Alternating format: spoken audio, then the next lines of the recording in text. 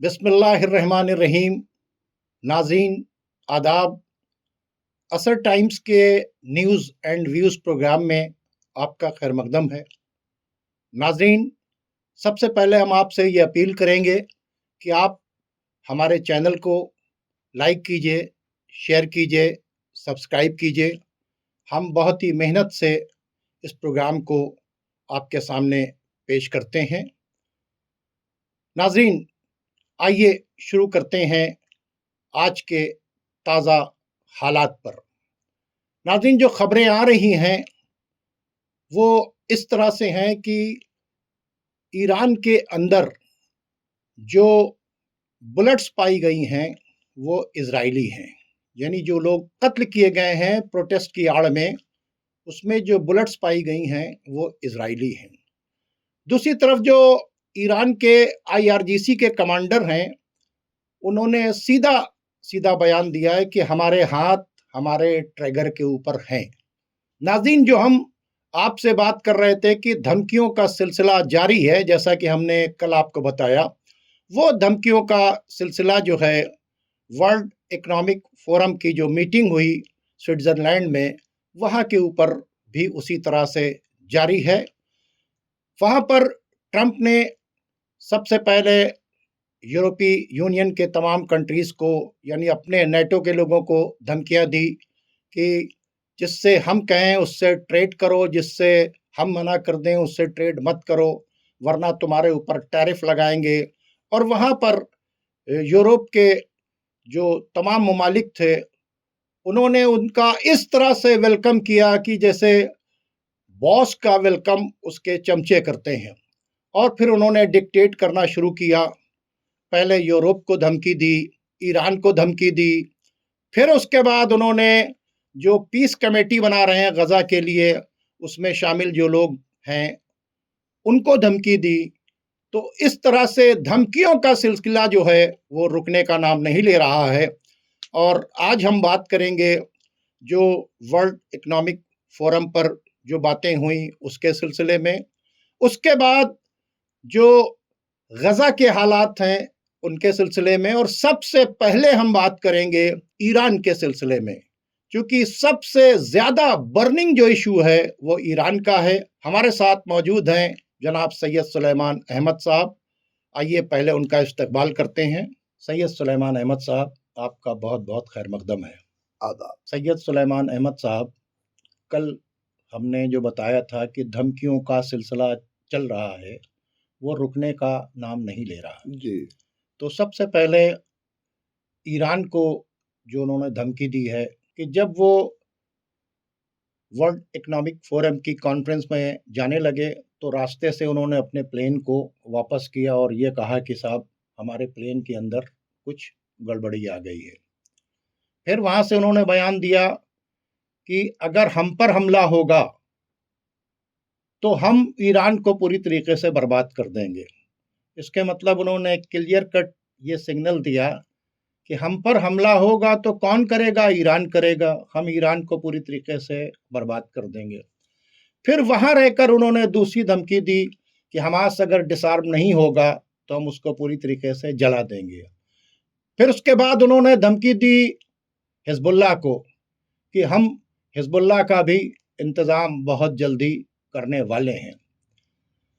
उसके बाद उन्होंने यूरोप के कंट्रीज़ को, यूँ कहा जाए कि अपने पार्टनर्स को, यूँ कहा जाए कि अपने गैंग के मेंबर्स को धमकी दी कि जिससे हम कहें उससे मिलो, जिससे हम मना कर दें उससे मत मिलो।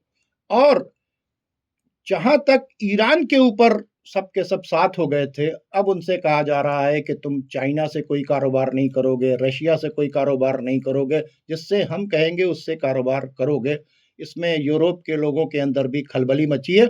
और उन्होंने ये कहा, पहले जो धमकी दे रहे थे कि ग्रीनलैंड को मैं मिलिट्री पावर से ले लूंगा, और जब वहाँ पर डेनमार्क की फौजें पहुँचने लगी तो वो कह रहे हैं कि वो तो एक छोटा सा बर्फ का टुकड़ा है, वो हमें चाहिए, उसे हम लेंगे, पावर से नहीं लेंगे लेकिन हम लेंगे। जी। तो ट्रंप साहब ने जो ईरान को धमकी दी है, जी। और धमकी ही नहीं दी है, जिस तरह से आप देख रहे हैं कि बड़ी तेजी से जहां जहां अमेरिकन बेसेस हैं वहां पर फाइटर जेट्स पहुंच रहे हैं, और जॉर्डन के अंदर तो सबसे ज्यादा हथियार वहां पे पहुंच रहा है, क्योंकि जॉर्डन से सीरिया भी मिला हुआ है और जॉर्डन से इराक भी मिला हुआ है। तो सीरिया के अंदर से भी वो अटैक करना चाहते हैं, इराक के रास्ते से भी वो अटैक करना चाहते हैं। तो सबसे ज्यादा ये फाइटर जेट्स जो हैं, और जॉर्डन इजराइल से भी मिला हुआ है।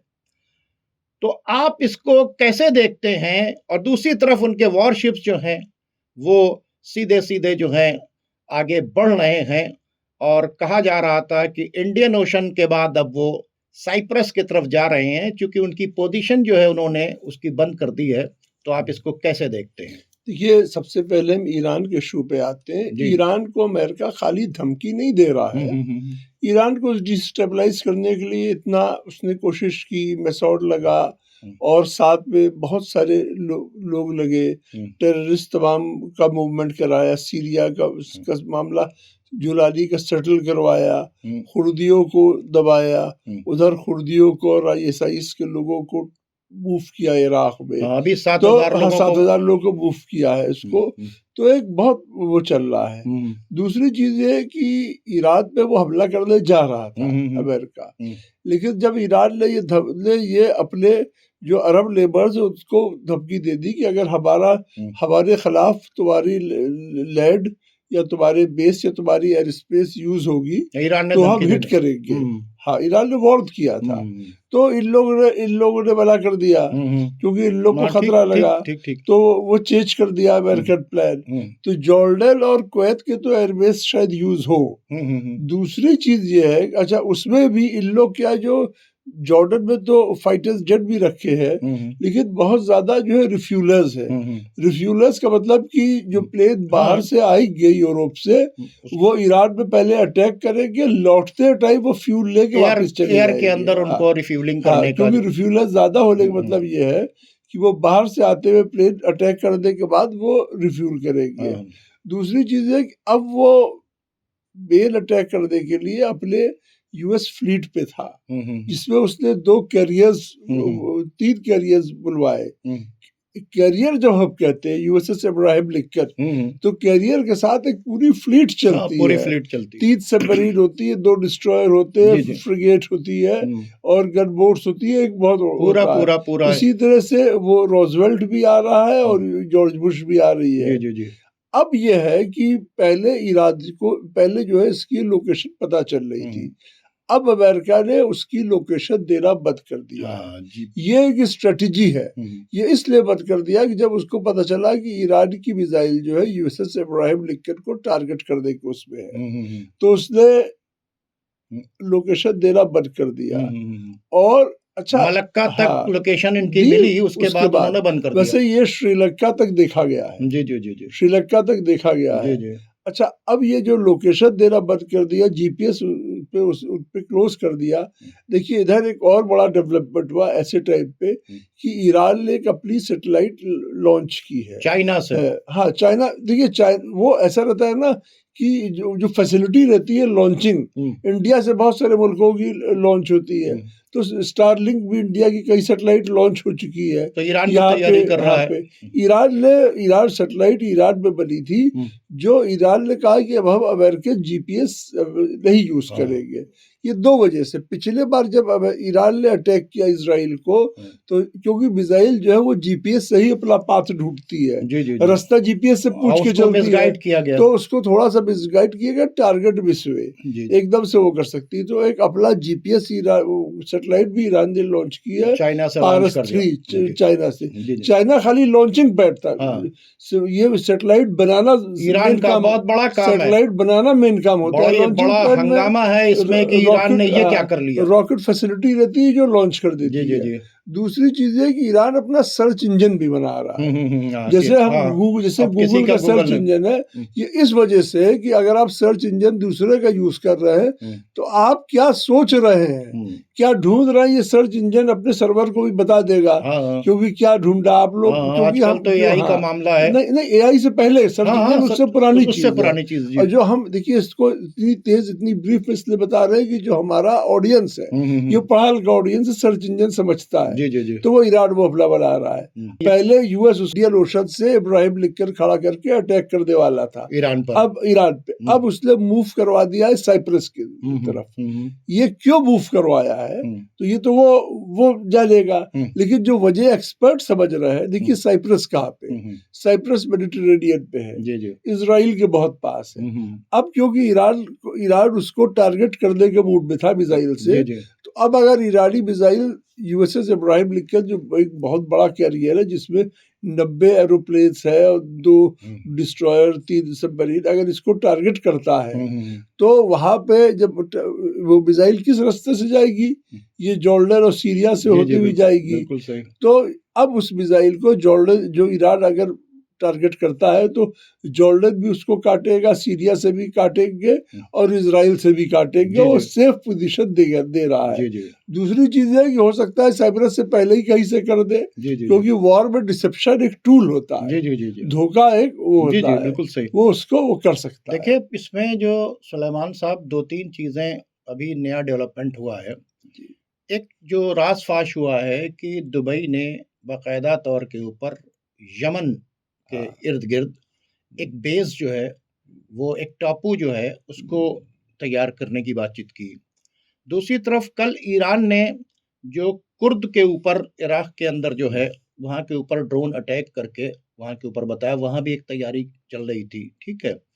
तीसरी बातचीत है कि आईसिस के जो दहशतगर्द हैं, सेंटकॉम ने खुद रिपोर्ट दी है कि हम 7,000 आईसिस के दहशतगर्दों को इराक शिफ्ट कर रहे हैं। ठीक है।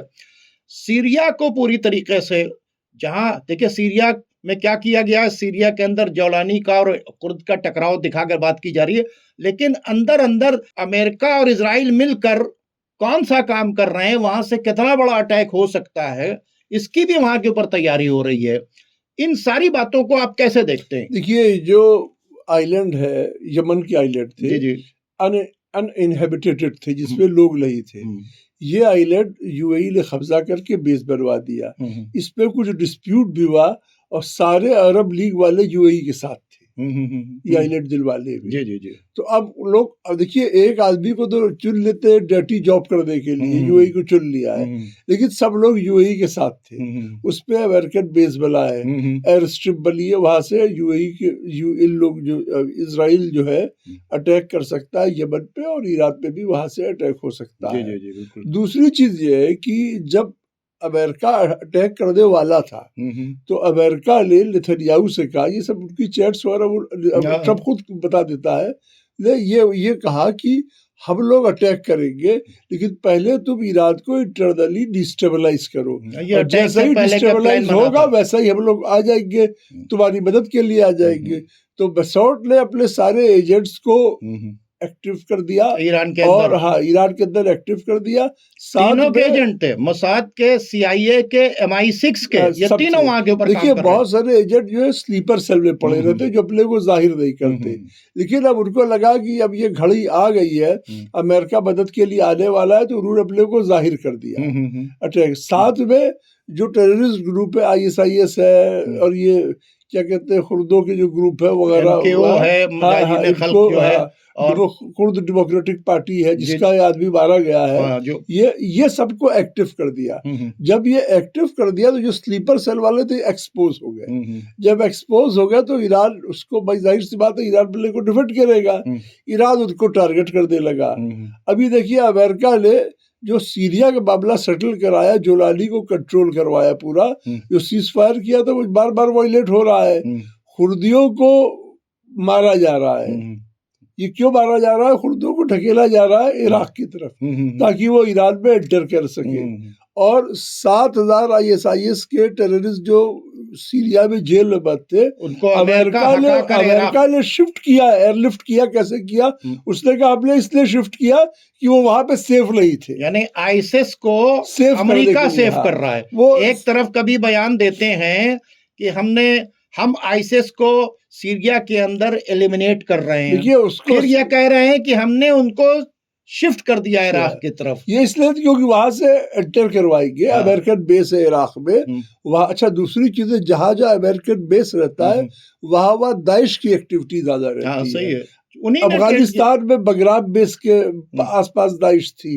ये जो इराक में भी जो अमेरिकन बेस था, एयरबिल बेस, उसके पास दाइश की एक्टिविटी थी। तो वहां से वो सब लोगों को एंटर कराना था।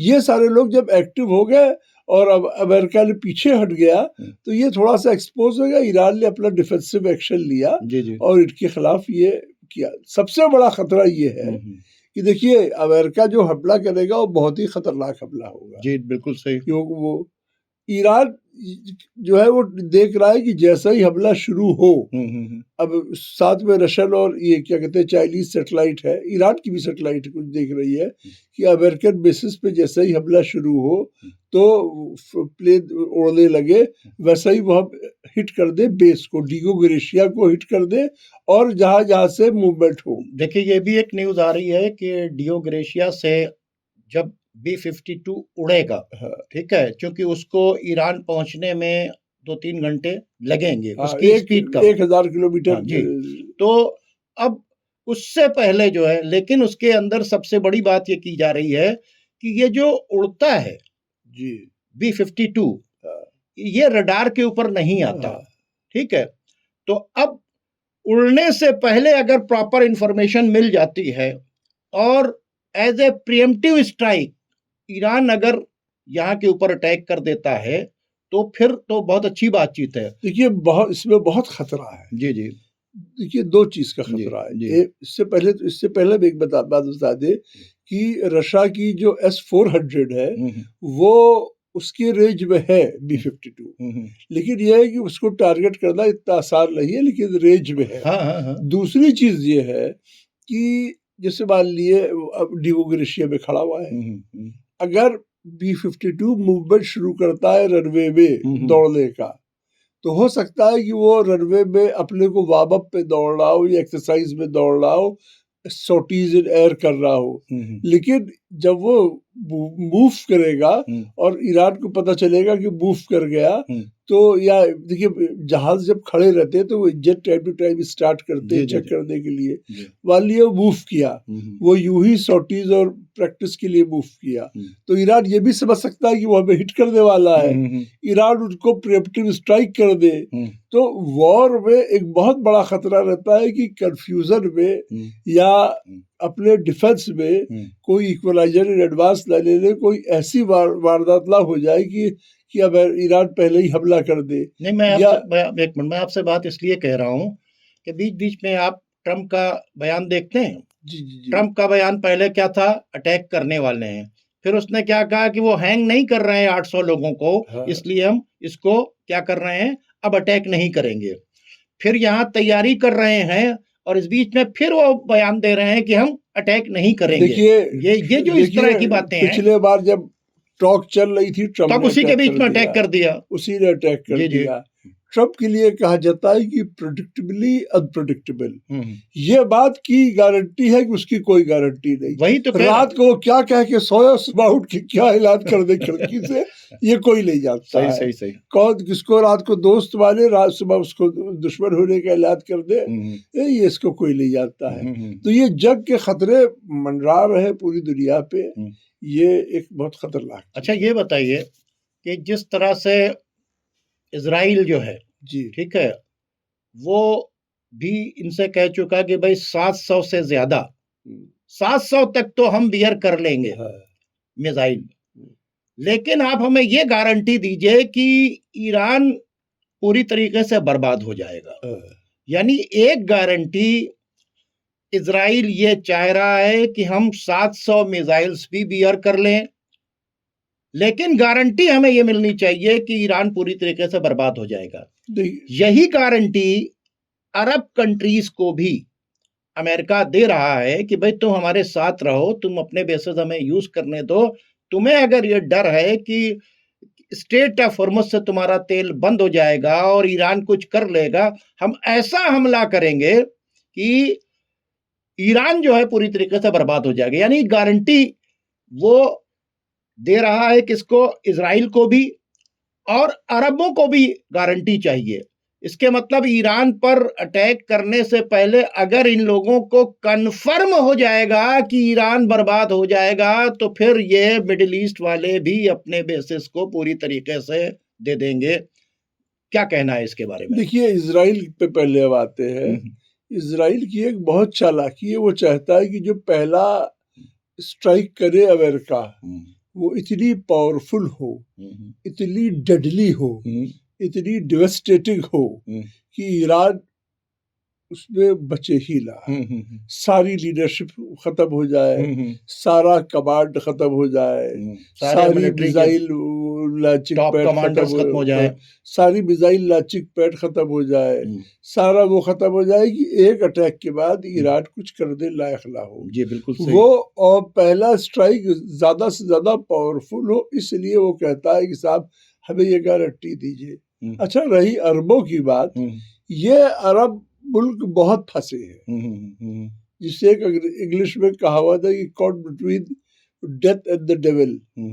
ये इनको खतरा अब ये है, जो ये समझ गया है कि ईरान अगर मान लिए सरवाइव कर जाता है और जीत जाता है, अब अमेरिका उसका कुछ नहीं बिगाड़ पाता, तो ईरान वहां पे हीरो हो जाएगा। ठीक है।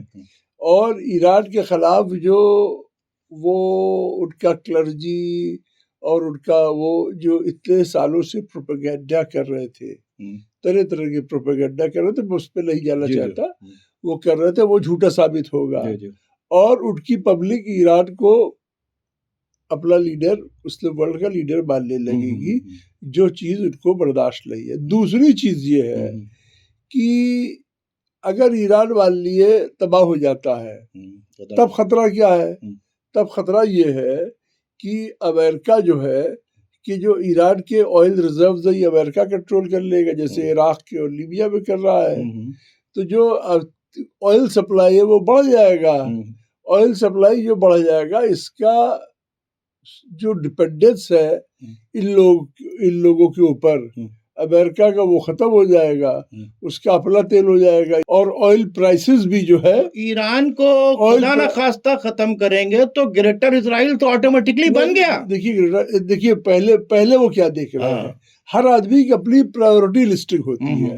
ग्रेटर इजराइल बन गया या गाजा में क्या हो, ग्रेटर इजराइल के मतलब अरब कंट्रीज की जमीन जाएगी ना। देखिए अरब कंट्रीज उनका एक्शन देख के, उनका थॉट प्रोसेस जो है, उनका यह है कि हम सेफ रहे, साथ में हमारा तेल बिकता रहे और अच्छे रेट पे बिकता रहे। वो नहीं होगा ईरान के बाद। जैसा अगर खुदा न खास्ता ईरान फॉल होता है ईरान का, तो ये ऑयल रिजर्व किसके पास आ गया? अमेरिका के पास आ गया, अमेरिका के पास आ गया। इजराइल, अभी इजराइल से हट के बात कीजिए, अभी अमेरिका के पास आ गया। अभी ऑयल पे बात कर रहे हैं। जब अमेरिका के पास आ गया तो अमेरिका का जो डिपेंडेंस है इनकी ऑयल पे, वो खत्म हो गया। बिल्कुल सही। और दुनिया में ऑयल सप्लाई ज्यादा हो गई, बिल्कुल सही। ऑयल का रेट भी टूट गया, तो जो इनकी जो हेजमनी है वो खत्म हो जाएगी। कोदर जो टेढ़ा करके चलते हैं वो खत्म हो गया पूरा। ठीक है, ये चीज है। और अगर ईरान बर्बाद हो जाता है, खुदा न खास्ता बर्बाद हो जाता है, तो एक और सिचुएशन क्रिएट होगी। वो सिचुएशन ये क्रिएट होगी कि ईरान का फॉल जो एक बहुत बड़ा फॉल होगा।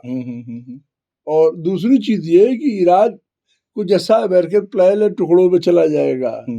ये चीज एक बहुत बड़ा पावर वैक्यूम क्रिएट करेगा।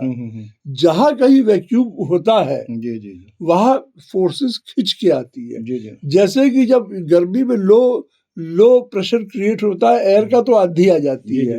तो जो तूफान उठेगा वो ये हुकूमतें बर्दाश्त नहीं कर पाएगी, ये सब डूब जाएंगे। ये हुकूमतें वो बर्दाश्त नहीं कर पाएगी। जैसे कि एक बिल्डिंग का सेंटर के कुछ खंबे गिरा दिए तो पूरी बिल्डिंग गिर जाती है, वो ये हुकूमतें बर्दाश्त नहीं कर पाएगी। और जो है सिचुएशन जो है वो बहुत ही खराब होगी।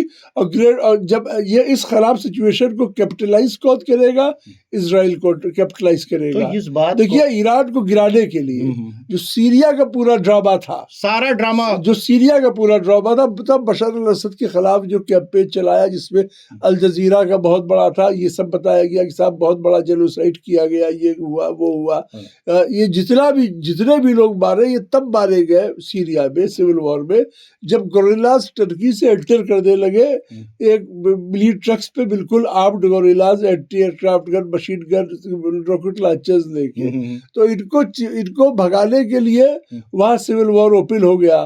खुर्दी भी लेट लूज हो गए, खुर्दियों ने उससे बहुत खुर्दी भी मारे गए और खुर्दियों को भी बहुत मारा गया। देखिए तो ये जो चीज सीरिया का ड्रामा जो था, तो ये पूरा ईरान को डिस्टेबलाइज करने के लिए किया गया था। अगर सीरिया में बशर असद की हुकूमत होती तो ये सब कुछ नहीं होता। ना हिजबुल्लाह के ऊपर अटैक हो रहे होते, ना हमास को डिसआर्म करने की बातचीत की जा रही होती, ना सीरिया के अंदर पूरा प्लान करके ईरान के ऊपर अटैक करने की बातचीत। सीरिया को गिराना, देखिए सीरिया ईरान का एक कवच था, एक वो कवच तोड़ने के लिए, इजराइल का तोड़ने के लिए, इजराइल के खिलाफ फिलिस्तीनियों का भी एक बहुत बड़ा कवच था। ये अभी ईरान में जैसे ही डिस्टेबलाइजेशन शुरू किया, 7 में इन्होंने जोलानी से सारे मामला सेटल करा दिए। कैसे करा दिए होंगे? क्या वो तो उनका ही आदमी है, उनका आदमी है। साथ में जो खुर्दी थे, इनकी सारी लीडरशिप जो है सब वेस्ट में रहती है या अरब कैपिटल में रहती है, पैसा वैसा दे के सेटल करा दिया। साथ में जो है वो ISIS के जेल तोड़ के उनको फ्री करवा दिया ताकि वो ईरान में करे। तो ये पूरा सारे चीजें अरेंज की गई है ईरान को ही तोड़ने के लिए। एक बात ये बताइए, वही टीम जिस टीम ने बशर असद की हुकूमत गिराई जी, यानी कतर, सऊदी अरब, टर्की, UAE, अमेरिका, इजराइल, हाँ जी, यही सारी टीम थी। किसने क्या तोड़ा? इसने बशर असद की हुकूमत को गिराया, फिलिस्तीनियों की सप्लाई लाइन कट की, ईरान को वहां से कमजोर किया, ठीक है, और फ्री स्पेस दे दिया किसको? इजराइल के लिए। आज जो है वही team Turkey, Saudi, Jordan, Qatar, इन सबको कहां शामिल किया जा रहा है? जो पीस प्लान बनाया जा रहा है, और जो पीस प्लान गजा के लिए बनाया जा रहा है, इसमें इनको पाकिस्तान, इन सबको शामिल किया जा रहा है। और शामिल जो किया जा रहा है उसमें वार्निंग दी गई सबसे पहले कि हमास अगर जो है वो डिसआर्म नहीं होगी तो हम उसको जला के खत्म कर देंगे, ठीक है। तो अब यही टीम जो बशर असद के लिए लगाई गई थी, यही टीम हमास के लिए लगा दी गई। इसने नेगोशिएशन करके 2.5 साल में गजा को 1 इंच जमीन नहीं दिलाई, बल्कि दिन ब दिन गजा के लोग मारे जा रहे हैं, लगातार आप देख रहे हैं। तो आखिर ये टीम सीरिया के अंदर धोखा खाने के बाद क्यों आज ट्रम्प के साथ जुड़ी हुई है, और क्यों इसने रिजेक्ट नहीं कर दिया कि तुमने जितने नेगोशिएशन कराए हैं उसमें 1000 से ज्यादा बार जो है ब्रीच कर चुका कौन? Benjamin Netanyahu. फिलिस्तीनियों को कुछ नहीं मिल रहा है, वो रोज मारे जा रहे हैं, ठीक है। यहां तक कि यूनरवा का ऑफिस जो है वो भी तोड़ दिया गया वहां के ऊपर। 6 जो बड़ी बड़ी कंपनीज जो दवा सप्लाई कर रही थी उनको भी बैन करा दिया। उसके बावजूद ये लोग क्यों ट्रम्प के यसमैन बने हुए हैं? क्यों उसकी टीम में जा रहे हैं? क्यों अपनी फौजों को लेकर नहीं खड़े हो जाते कि हम इसको देखेंगे, तुम कौन हो फिलिस्तीन में देखने वाले? Who are you? देखिए एक बात, आज हम आपके चैनल से एक भविष्यवाणी कर रहे हैं, खुदा न खास्ता अगर ईरान का फॉल होता है तो इतने मुल्क, पाकिस्तान, इराक, सीरिया और लेबनान, ये सारे मुल्क जो है सिविल वॉर में फौरन ही, और अफगानिस्तान भी में सिविल वॉर हो जाएगा, बहुत जबरदस्त सिविल वॉर हो जाएगा। दूसरी चीज ये है कि खुर्दिस्तान बनाने की जो ख्वाहिशें मतलब ख्वाब अंजाम होने लगेंगे, वो टर्की को भी तोड़ देगा।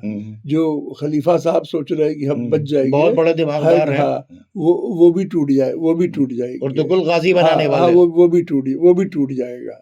ये भविष्यवाणी है, खुदा न खास्ता ये हुआ तो ये होला है, इसीलिए ये साजिश है। दूसरी चीज ये कि हम एक आपकी बात से टोटल डिसएग्री करते हैं, कोई धोखा नहीं खाया, सब लोग साजिश में शामिल थे। तो अब भी साजिश में शामिल है। देखिए पहली चीज, ये सब लोग साजिश में शामिल थे। तो अभी मैं आपसे डिसएग्री क्यों कर रहा हूँ, समझिए।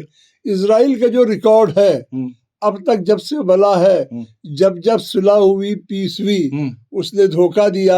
और अमेरिका का भी रिकॉर्ड है, अमेरिका का भी रिकॉर्ड है कि उस धोखे का भी है, ब्रिटेन का भी, कि वो इजरायली के साथ में खड़ा, फ्रांस का भी, सब लोग दोषी खड़े रहे, सब लोग साजिश में शामिल रहे, सब। तो ये अनजान नहीं थे साहब, माफ कीजिएगा, ये जो धोखा खा गए। इनके साथ प्रॉब्लम क्या थी, ये क्यों ऐसा किया ड्रामा? इनके साथ प्रॉब्लम ये थी कि इनके ऊपर इनका पब्लिक प्रेशर था कि ये फिलिस्तीन में लोग मारे जा रहे हैं, आप तुम क्या कर रहे हो, तुम मुस्लिम हुकूमत हो, तुम क्या कर रहे हो, तुम इस्लामी हुकूमत हो, तुम क्या कर रहे हो। दूसरी चीज ये था, तो ये नेगोशिएशन वाली जो बात थी, एक ड्रामा है। दूसरी चीज ये था कि हम तो फेल हो रहे हैं, कोई बात नहीं, हमेशा होते आए हैं, कहीं पड़ोसी पास ना हो जाए, ईरान सक्सेस ना हो जाए, आजाद न करा दे, वो कुछ सीरिया की लाइन काट हो जाए, क्योंकि अगर आजाद हो गया तो लोग कहेंगे फिलिस्तीन को आजाद करा दिया ईरान ने। वो सारी चीज कर रहा था। जी। दूसरी चीज ये है कि जो ट्रम्प साहब का जो पीस बोर्ड बनाया है, पहली चीज तो ये कि इसमें सब लोग पैसा दे के है कि सबको आओ वो टिकट खरीद के देखो पिक्चर, ठीक है। हाँ, पाकिस्तान जो है भूखा लगा है, बाहर हॉल के खड़ा रहेगा, कोई जाता रहेगा तो साथ ले लेगा उसको, बगैर पैसे के शामिल हो जाएंगे, सऊदी भी ले लेगा। ये लोग जितने लोग हैं ये सब लोग राय दे के राय कबूल करे और क्या करे, अमेरिका को ताकत है तो ये चपचे रहेंगे, साहब बहादुर को राय देंगे, साहब बहादुर क्या करेंगे, उनकी ख्वाहिश है, इनके ऊपर कोई। तो उसने अच्छा, दूसरी चीज ये कहा है कि मैं जो चाहूंगा वो करूंगा, जिसको चाहूंगा निकाल दूंगा, छुपाया नहीं है उसने। नहीं, राय माने चाहे ना माने, आपने राय दे दी, वो माने या ना माने, ये उनका अख्तियार रहेगा। दूसरी चीज ये है कि एक वो कह रहा है कि ये खाली फिलिस्तीन में नहीं और एरियाज ऑफ कॉन्फ्लिक्ट में भी यूज होगा। तो और एरियाज ऑफ कॉन्फ्लिक्ट जो है, वो अगर मान लिए, हाँ अभी ईरान छोड़िए, अभी अगर मान लिए पाकिस्तान को खुश करने के लिए कश्मीर में आ गए तो एरियाज ऑफ कॉन्फ्लिक्ट है, जबकि अब शिमला समझौता है, कोई आ नहीं सकता, हमारा वो मानना है। अच्छा, दूसरी चीज ये कि सीरिया में आ गए तो सीरिया में आ गए, इसके अलावा लिबनान में चले गए, इराक में चले गए, और ईरान, खुदा न खास्ता ईरान में कुछ गलत होता है तो वहां भी डाल दिया। देखिए, ये अमेरिका के जो प्रोड्यूसर्स है ब्रिटिश, उनका बड़ा पुराना तजुर्बा है कि अपनी कॉलोनीज से फौज खड़ी करो और उसको उन्हीं के लोगों के खिलाफ यूज करो, उन्हीं के लोगों के खिलाफ यूज करो। 25,000 अंग्रेज पूरे हिंदुस्तान पर उन्होंने राज किया और हिंदुस्तान की फौज के दम पे ये सारे इराक, सीरिया, जॉर्डन, लिबनान और सऊदी अरब में जो हिजाज वगैरह का इलाका है वो सब, और इवन मिस्र इन्होंने जीत के दिया था। तो ये लोगों को यूज करना चाहते हैं, ये एज अ पुलिस में जा रहे हैं। पुलिस को कब ड्यूटी पे करना है, क्या ड्यूटी करना है, कहाँ ड्यूटी करना है, ये साहब तय करेंगे। यानी पीस कमेटी में टर्की को 3 फीते वाला हवलदार होगा, कोई 2 वाले दीवानजी होंगे, कहाँ ड्यूटी करेंगे, कब ड्यूटी करेंगे, क्या ड्यूटी करेंगे, वो भी तय करेंगे। कुवैत की क्या ड्यूटी होगी, सऊदी की क्या ड्यूटी होगी, पाकिस्तान की क्या ड्यूटी होगी, 3 फीती वाले हवलदार की क्या ड्यूटी होगी। मतलब पीस उसमें आ जाओ, तुमसे जो कुछ हम कहेंगे, और ये ड्यूटी क्या होगी, जाओ तुम हमास को डिसआर्म करने के लिए लड़ो, कुछ भी बात नहीं है, लड़ो तुम, हिजबुल्लाह को भी तुम डिसआर्म करो, हम तुमसे ही करवाएंगे सारा काम। तो ये जो खेल चल रहा है पीस वाला, इससे भी ये लग रहा है। अब रह गई बात, अच्छा, दूसरी चीज ये कि जो आप यूएन का जिक्र कर रहे थे, जब एक बॉडी यूएन है, या तो तुम उसको डेथ सर्टिफिकेट दो कि वो मर गया है, ये पैदा कर रहे हैं। नहीं, यूएन का डेथ सर्टिफिकेट भी नहीं दे रहे हैं। सुन लीजिए बातचीत के, यूएन मर गया है, यूएन का डेथ सर्टिफिकेट करेंगे तो अभी 23 जनवरी को कल जो ईरान के खिलाफ ह्यूमन राइट्स की मीटिंग करनी है तो कहाँ करेंगे? हाँ, कहीं करना चाहिए ना। तो वहां बताएं कि ह्यूमन राइट्स का वायलेशन हो रहा है। अगर यूएन जिंदा तो ये नई बॉडी क्यों बना रहे हो? हर जगह नई बॉडी। भाई आप बताइए, वर्ल्ड फोरम के अंदर तो वहां पर बिजनेस की बातचीत होती थी, ट्रेड की बातचीत होती थी, वहां पर एक दूसरे से कैसे करीब आएंगे, कारोबार कैसे, वहां भी डिक्टेटर बने हुए। वर्ल्ड इकोनॉमिक में तो ये बात होती थी ये सारे कैपिटलिस्ट लोग कि ये राइजिंग इकोनॉमीज को कैसे कंट्रोल करें। ठीक है, अब ये है कि अमेरिका इतने टाइम उसको यूज कर रहा है ये दिखाने तुम मेरे यजमान रहो कि I am raining super power.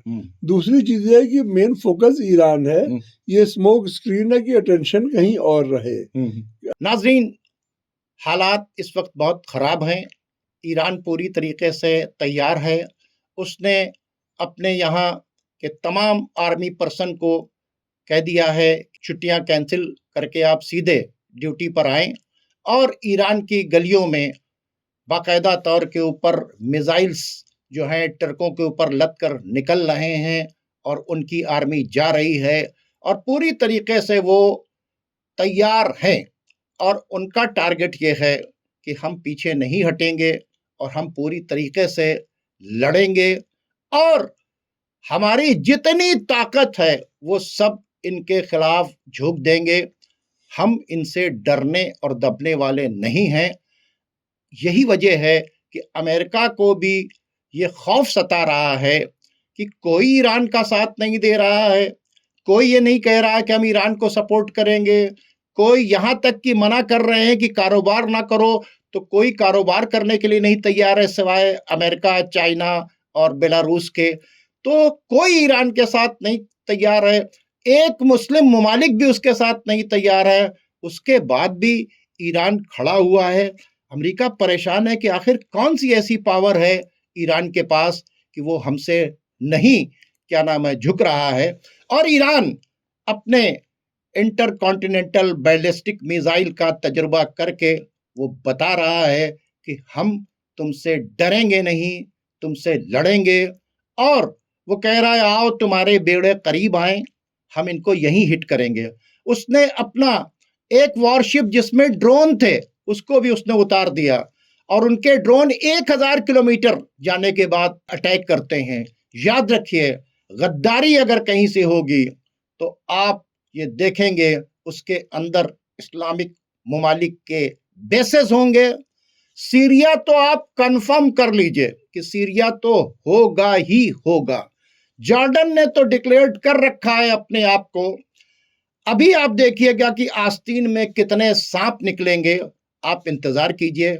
लेकिन किसी ने खूब कहा है कि मुद्दई लाख बुरा चाहे तो क्या होता है, वही होता है जो मंजूर खुदा होता है। ईरान खुदा के भरोसे खड़ा हुआ है और आज उसने पूरी दुनिया को इस बात को दिखा दिया कि तुम समझो इसको सुपर पावर। हम सुपर पावर खुदा को समझते हैं, हम सुपर पावर सच्चाई को समझते हैं। हम किसी भी जालिम ताकत के आगे सरेंडर नहीं करेंगे, क्योंकि हमारी फिक्र कहीं और से नहीं, करबला से है।